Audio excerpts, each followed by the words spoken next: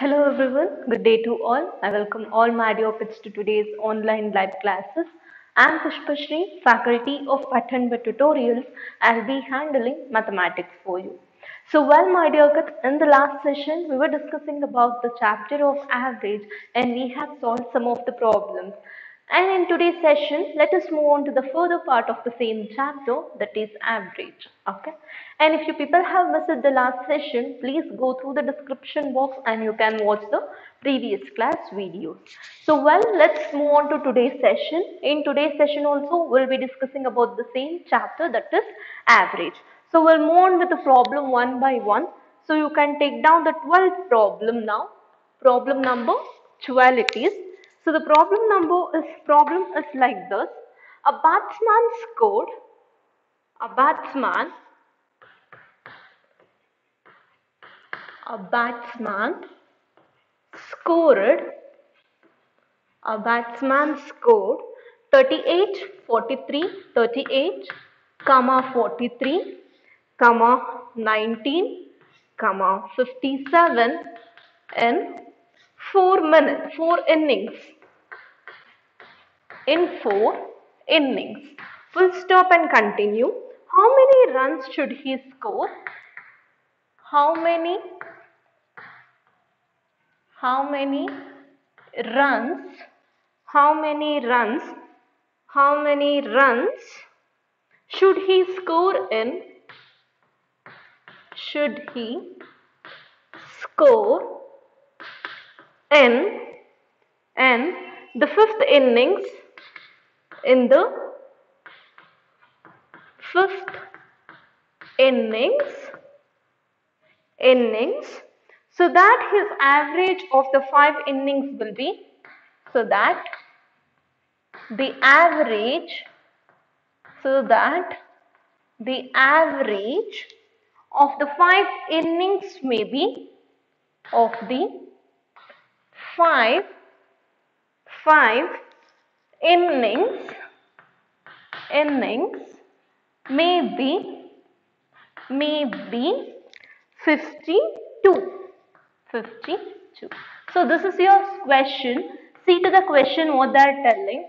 There is one batsman and the batsman is scoring 38 in first inning, 43 in second inning, 19 in the third inning and 57 in the fourth inning. So how many runs he can score in the fifth inning? But they have given the average of all the 5 innings, so that is 52. 5. Okay. So all the 5 innings is 52 and 4 innings is given. So then what is the last inning? You have to find it out. To find out, let the batsman score. Let the batsman scores X runs in the fifth inning.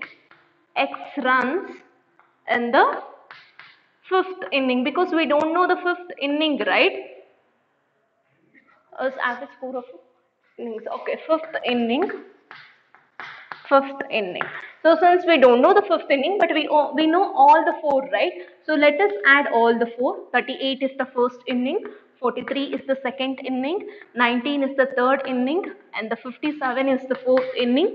Since we don't know the fifth inning, we are just naming it as X divided by 5. And when you add all these numerical terms, that means you will get an average of 52 when you add and when you divide it. So when you add all the terms, you will get 157 plus x divided by 5, which is equal to 52. So now 157 plus x, which is equal to cross multiplication I can do, that is 52 into 5. And now 157 plus x, so is equal to 52 into 5. So 157 plus x, and when you add these two terms, it will be 260. And I'll just continue over here, okay? You can just make a note.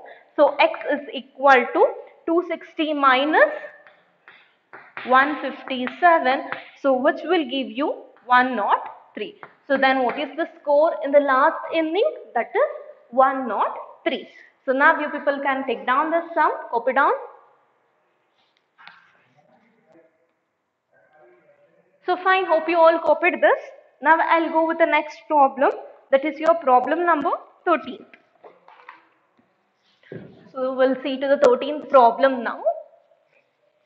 So now hope you all got an idea how to do this. So we'll see the 13th one.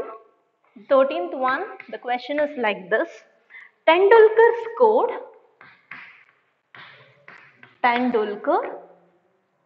scored, you all know who is Tendulkar, right?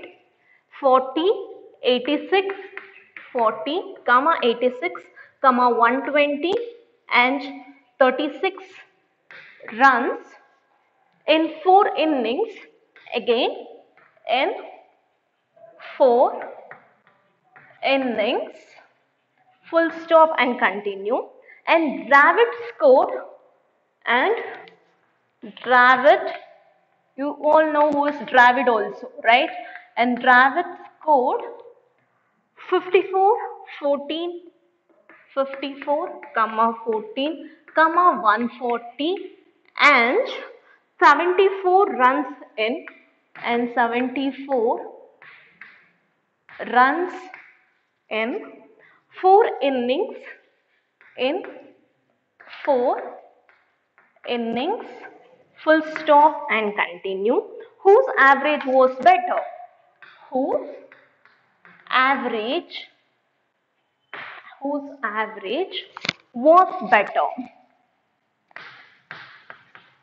Please go through the sum once. So what they are telling in the sum, you people can understand.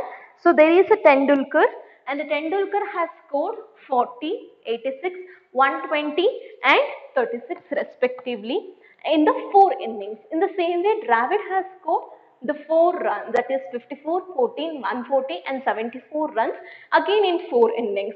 And whose average is better? If you take the average of Tendulkar, what is the answer? If you take the average of Dravid, what is the answer? Compare those two and see who is better in that. Okay. So we'll move on to solution. First we'll go with average score of Tendulkar. Average score of Tendulkar. So what is the average score? 40 plus 86 plus 120 plus 36 divided by 4, and when you add all the terms you will get 282 divided by 4, which is equal to 70.5 runs. So now we got to know Tendulkar has scored 70.5 runs. We'll go with Dravid now. See, I'm not doing all these things in detail where you have to do it, because I have already taught you these concepts, okay? So now we'll go with average score of Dravid, which is equal to, you can see here, 54, 14, 54 plus 14 plus 140 plus 74, which is divided by 4, and when you add all these terms you will get 282 divided by 4, again which is equal to 70.5 runs, where if you take the average of Tendulkar it is 70.5, and if you take the average of Dravid it is also 70.5. So therefore we can tell that average score of Tendulkar is equal to the average score of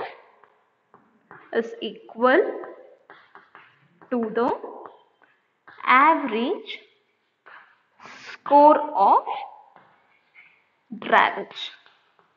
Hope you all got this now. So now you people can start writing this, take down. So make sure that you are going to write the simplification parts of all these things. Okay, take down now. So fine, hope you all copied this. I'll go with the next problem, problem number 14.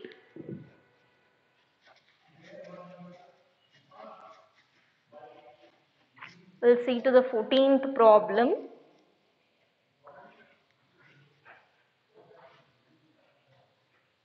The problem number 14 is like this. You can just go through this. Average age of 7 boys is 20 years. Average age of, so average age of 7 boys is 20 years.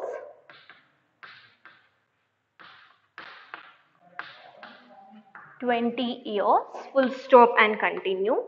So if average age of first 6 boys, if average age of first 6 boys, the average age of first 6 boys is 19 and a half years, is 19 and a half years, full stop. What will be the age of 7th boy? What will be the age of 7th boy? So see to the question, what they are telling in the question, listen to it. So average age of 7 boys. So when you take the average age of all the 7 boys, it is totally you will get the answer as 20. In the same way, if you take the average of first 6 boys leaving the 7th boy, then you will get the answer as 19 and a half years. So what will be the average age of 7th boy? You have to find the last boy. So since we have already done these kind of problem, so here you can see average you have got it in mixed fraction. So how to solve when you get an average in mixed fraction? We'll see to in this question. This is the new thing in this question. Okay. So now you can see sum of ages of 7 boys. Sum of ages of 7 boys, which is equal to 20 into 7. They are telling average age of 7 boys, right? So 20 into 7, which will be equal to how much? 140. So 140 years. And next, average age of first 6 boys, they are telling it as 19 and a half years. So average age of first 6 boys, which is equal to 19 and a half years. So when I convert the mixed fraction into fraction, 19 twos are 38 plus 1, 39 by 2 years. I just converted the mixed fraction into proper fraction. Now we'll see the sum of ages of first 6 boys is equal to how much they are telling it is? The first 6 boys. So 39 by 2 into 6. 2 ones are 2 threes are. So now 39 into 3. 9 threes are 27. 7 2 carry. 3 threes are 9, 10, 11. So it is 117 years. So therefore, age of the 7th boy is, what is the average here you have got? 140 minus 117, which will be equal to 23 years. So this one we have already solved. Since it is a fractional format, I am doing one more problem. You people can start writing this now.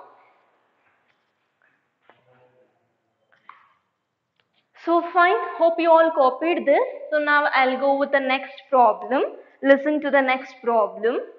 The 15th problem we'll see now.